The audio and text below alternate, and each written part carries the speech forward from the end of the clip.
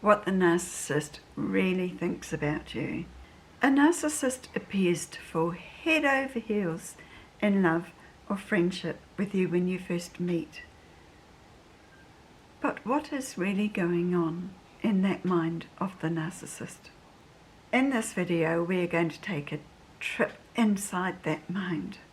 I hope learning this will help you identify a narcissist when you meet one, to avoid you getting into that revolving door of narcissistic relationships if you've been there before. Let's start at the first meeting. It may be at a social gathering and you get into a conversation with this person who is impeccably dressed and acts like they're very good looking. The narcissist is checking you over as a potential source of narcissistic supply right from the start. They might ask a small question about you, like, what do you do? And then they will talk about what they do. They will talk about how clever, masterful, skilled they are at what they do, and that they're better than anybody else at what they do. They are fishing for compliments. Now, if you give them a compliment on their abilities,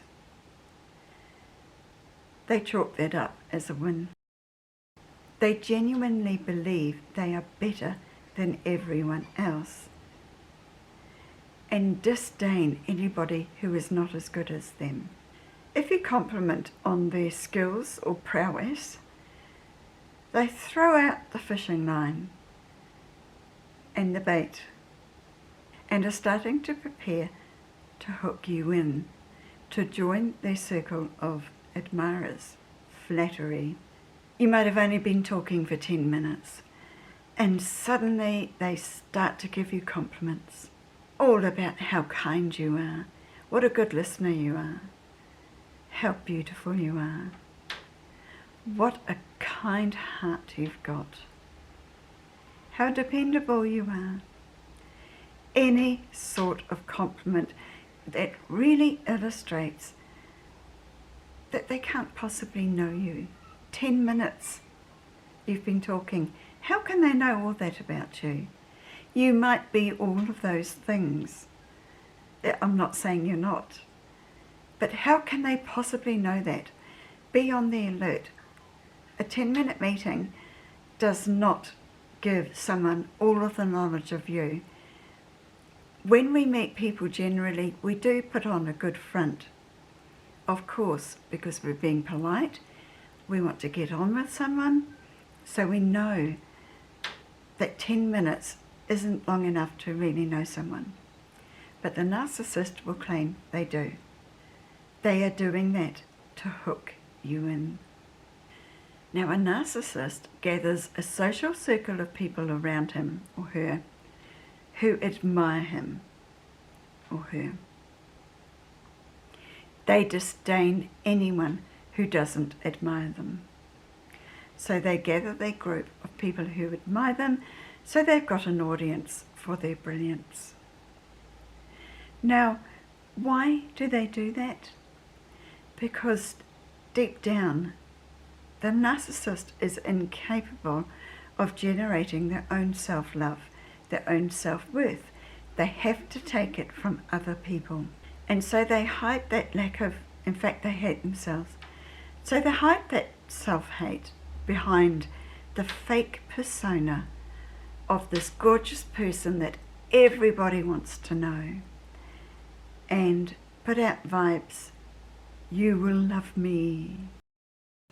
All of the admiration that they get from other people and all the energy they steal from other people in this way, because some people will be complimenting them when they don't even really believe what they're doing. They do it to be polite. We call that stealing of energy, narcissistic supply, the energy they steal from people. And they need a constant inflow, so they're always on the lookout for new people to draw into their social circle, because when they don't get it, they go into a narcissistic crisis. We'll go into that in another video. Another tactic that the narcissist use to get narcissistic supply from people is playing the victim. So in this conversation you're having, notice if this person starts to talk about their last relationship or their last boss, or in any situation when somebody did them cruel. They will go on and on about it and clearly paint that person as black. I don't mean skin colour, but black as being nasty. And they will have a lot of sob stories, and they can keep somebody listening for hours. I was once kept up all night by a narcissist, a friend who I didn't know was a narcissist at the time, but listening to all of his sob stories, and it went on, and they don't learn from the conversation like normal people do. They just want you to give them their sympathy, and they're sucking that from you. It's a deliberate ploy to get your energy. It's a calculating move. They don't genuinely feel like a victim, because what they are doing is, what they're saying about that person is what they did to that person. They've got no creativity like we have. That part of the brain has gone bye-bye.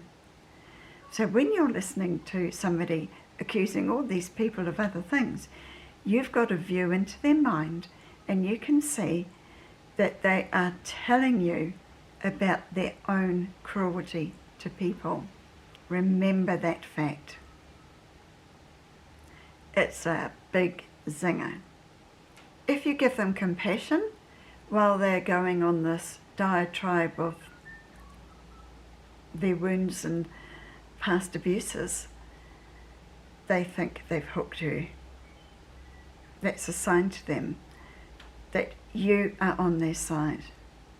They will be thinking, now, she or he is easy to manipulate.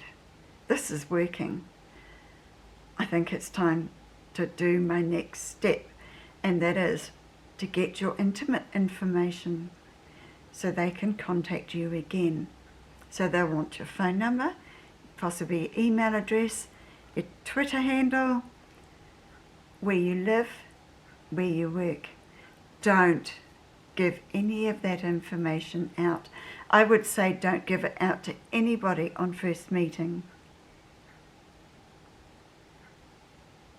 Ask for it. If you think you've met somebody who is genuine, ask for their number instead, so that you can go away from there and have a few days to think about the interaction and see if it raised any red flags for you, especially if you've been with a narcissist before. See if there are any red flags, and if there are, throw the number away. If the person seems nice, then arrange a second meeting, but somewhere neutral, and don't give out your information yet. Wait until you know you can trust them. And beware that there are narcissists who will string you along. But it doesn't take long for their go-to behaviours that they use a lot to show up, like I've shown you in this video. A narcissist views any person as a potential resource to be used in their life.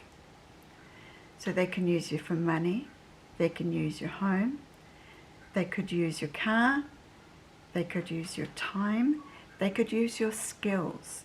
If you're particularly skilled at accounting and they run a business, they might rope you in to do the accounting. They're always on the lookout for someone they can use to make their life more comfortable. I was used in that way in buying into a property. It was all fine until I arrived there to live, and then out came the bully. And I wondered, what the hell have I done? And that's another story.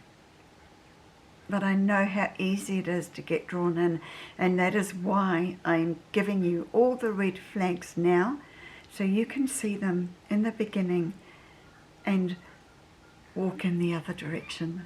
move away, make an excuse, go to the bathroom or get a drink if you're at a bar, and then go and talk to someone else and leave the narcissist to go and chat up someone else. Now, there are some things you can say to the narcissist that will help you identify them very quickly and avoid all of that period of discovery. I'm going to show you those in my next video.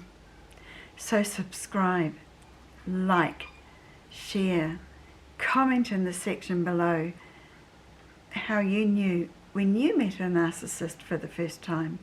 You won't be here if you haven't had encounters with narcissists. So think back when you first met your last narcissist and see if you can remember those little red flags that came up for you, those gut warnings that might have come up for you too.